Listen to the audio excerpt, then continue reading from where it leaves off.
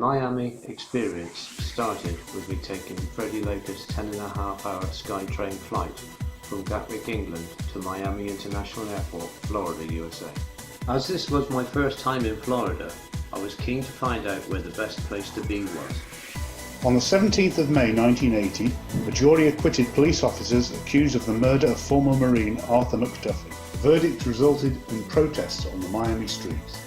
Approximately 5,000 people attended a protest at the downtown Miami Metro Justice Building. By 6 p.m, the protest had turned into a riot.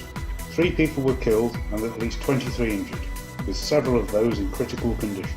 Outside the airport, a red-top limousine taxi pulled up, and the driver asked me in a Mexican accent, "Where do you want to go, sir?" I said, "Okay, take me to where the action is in town." He looked at me and said, "Are you crazy? There's a full-scale riot going on downtown." He laughed and said, "You crazy English people are all the same." So I told him, "Take me to the best hotel in Miami." We went directly to the Fontainebleau Hotel on Collins Avenue, Miami Beach.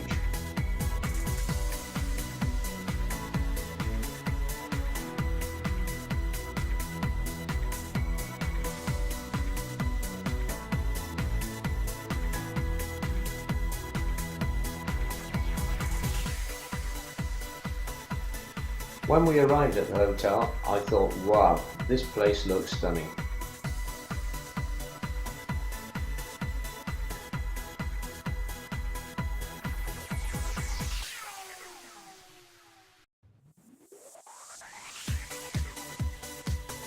I remembered this hotel from the James Bond film Goldfinger. Many guests were talking about the famous visitors the hotel had had, like Cary Grant, Elvis Presley, Whitney Houston, royalty, as well as the famous Rat Pack. The pleasant conversations were replaced with concerns about the riots going on downtown. Florida Governor Bob Graham ordered 500 National Guard troops into the area, doubling this number the next day, but the riot continued. 12 more people were killed and 165 were injured as violence spread to the Overtown, Liberty City and Brownsville sections of the city. In addition, fires, burglaries and looting increased, with police reluctant to enter some areas for fear of sniper fire. The hotel staff were recommending that the guests stay in the hotel grounds. News Weekend, Update 4. Now here's Bob Mayer. Good evening. With a curfew now in effect, the only persons on the streets of Miami's riot-torn areas are police, National Guardsmen, and numerous snipers, looters, and torchmen setting dozens of fires that are now burning out of control. But I knew nothing of this, and I wanted to see for myself, so I went on the first of many trips into Miami town. On my first trip to downtown Miami, I saw several streets of burnt-out cars, broken shop windows, and people on rooftops.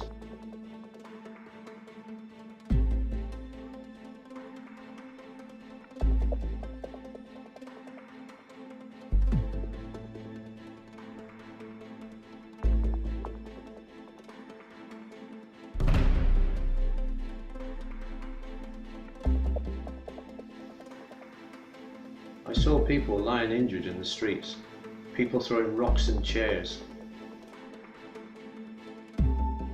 I could not believe what I was seeing.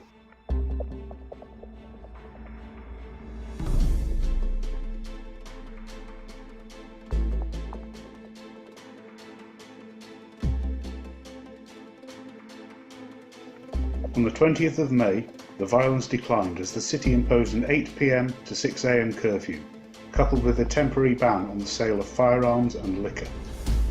Bob Graham sent in an additional 2,500 National Guardsmen to the 1,000 already in the city. One night I came back to the hotel to find a crowd of people in the car park. The hotel had been evacuated due to a fire in the basement. I thought that the riot had spread to the hotel, but I was told later that the hotel fire was unrelated. Local police barricaded parts of Coconut Grove to warn motorists away from the area. as drivers had reported having rocks thrown at them. The city came to a standstill. Reports of sniper fire at freeway drivers also stopped traffic until the military could restore order. In the end, 18 men and women died. 350 people, some of them children, were hurt, and 600 people were arrested. Property destruction exceeded $100 million. While staying at the Fontainebleau, I saw the presidential motorcade arrive with President Carter.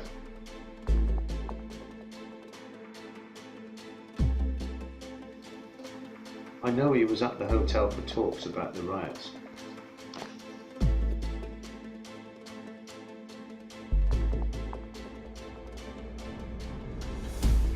I saw him in the reception later. My view of Miami was that the place was extremely dangerous. In late June, I decided to go to the airport and fly home to England. At the Laker Airways desk, I asked for a ticket for the next plane to England. They said that's no problem at all, sir. They gave me a ticket for the next flight in 1 week's time. I thought, oh dear, what am I going to do now? I looked up at the flight boards and noticed there were 2 flights due to leave for Kingston, Jamaica or Nassau in the Bahamas. So I tossed a coin to decide where to go. I now realise that the 1980 Miami Riots were just a moment in time and has no reflection on how Miami is today. The coin toss that I did earlier took me to Nassau, where I stayed without incident. A perfect ending to a memorable trip to the USA.